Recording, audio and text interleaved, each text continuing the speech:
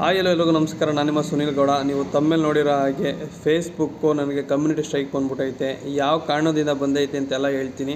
ಆದರೆ ನಾನು ಮಾಡ್ಕೊಂಡಿರೋ ಹಾಗೆ ನೀವು ಯಾರೂ ಮಾಡ್ಕೋಬೇಡಿ. ಯಾಕೆಂದರೆ ಈಗ ನನ್ನ ವೀಡಿಯೋ ವ್ಯೂಸು ಲಕ್ಷ ಬರ್ತೈತೆ, ಆದರೆ ನನಗೆ ಯಾವುದೇ ದುಡ್ಡು ಬರ್ತಾಯಿಲ್ಲ.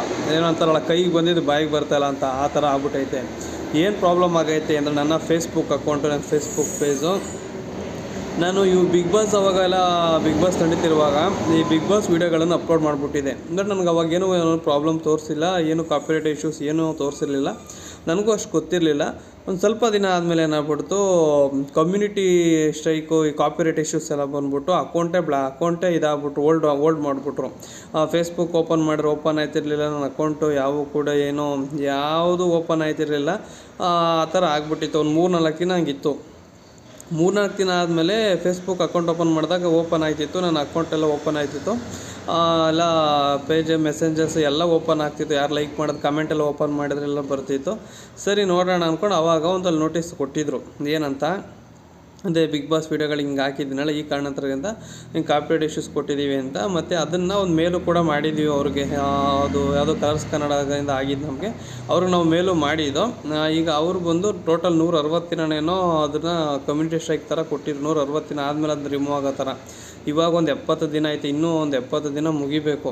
ಅದಕ್ಕೆ ನಾನು ಮಾಡಿರೋ ತಪ್ಪು ಯಾವುದೇ ಕಾರಣಕ್ಕೆ ಯಾರೂ ಮಾಡೋಕ್ಕೆ ಹೋಗಬೇಡಿ. ನೀವೇನಿದ್ರು ಓನ್ ವೀಡಿಯೋಗಳು ಹಾಕಿ. ಈಗ ನಾನು ಅದು ಬೇರೆ ವೀಡಿಯೋ ಹಾಕಿರೋದ್ರಿಂದ ಅಲ್ಲಿಂದ ಮಾಮೂಲಿ ಜಾಸ್ತಿ ವ್ಯೂಸ್ ಹೋಯ್ತಿರಲಿಲ್ಲ. ಇತ್ತೀಚೆಗೆ ಬರ್ತಾ ನನ್ನ ವೀಡಿಯೋಗಳು ಲಕ್ಷ, ಒಂದೊಂದು ವೀಡಿಯೋ 5 ಲಕ್ಷ, 3 ಲಕ್ಷ ಈ ಥರ ವೀಡಿಯೋಗಳು ರೀಚ್ ಆಗ್ತಾಯಿತ್ತು ಚೆನ್ನಾಗೆ.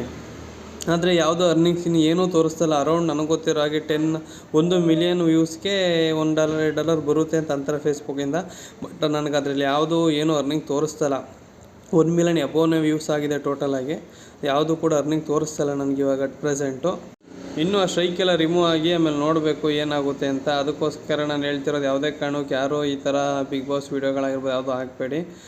ನೋಡೋಣ ಏನಾಗುತ್ತೆ ಅಂತ. ನೆಕ್ಸ್ಟ್ ಅಪ್ಡೇಟಲ್ಲಿ ನಾನು ಖಂಡಿತವಾಗ್ಲೂ ವೀಡಿಯೋ ಮಾಡಿ ಹಾಕ್ತೀನಿ. ಈಗ ಸದ್ಯಕ್ಕೆ ನಾನು ವೀಡಿಯೋಸ್ಗಳೆಲ್ಲ ಅಪ್ಲೋಡ್ ಆಗ್ತಿದೆ, ಏನೂ ಪ್ರಾಬ್ಲಮ್ ಇಲ್ಲ. ಬಟ್ ಅದು ನೋಟಿಸ್ ಹಂಗೆ ಇದೆ. ಇನ್ನೂ ಡೈಲಿ ಒಂದೊಂದು ದಿನ ಮೈನಸ್ ಆಗಿರೋದು ತೋರಿಸ್ತಾ ಇರುತ್ತೆ. ಅಷ್ಟು ದಿನ ಆದಮೇಲೆ ರಿಮೂವ್ ಆದಮೇಲೆ ಏನಾದ್ರೂ ರನ್ನಿಂಗ್ ಸ್ಟಾರ್ಟ್ ಆಗುತ್ತಾ ಏನೋ ಅಂತ ನೋಡೋಣ. ಈಗ ಏನು ಸಿಂಪಲಾಗಿ ಹೇಳ್ಬೇಕಾದ್ರೆ ಕೈಗೆ ಬಂದಿದ್ದು ಬಾಯಿಗೆ ಬರ್ತಾಯಿಲ್ಲ ಅಷ್ಟೇ. ನೆಕ್ಸ್ಟ್ ಅಪ್ಡೇಟ್ ಏನೇ ಇದ್ರೂ ನಾನು ಅಪ್ಡೇಟ್ ಮಾಡ್ತೀನಿ.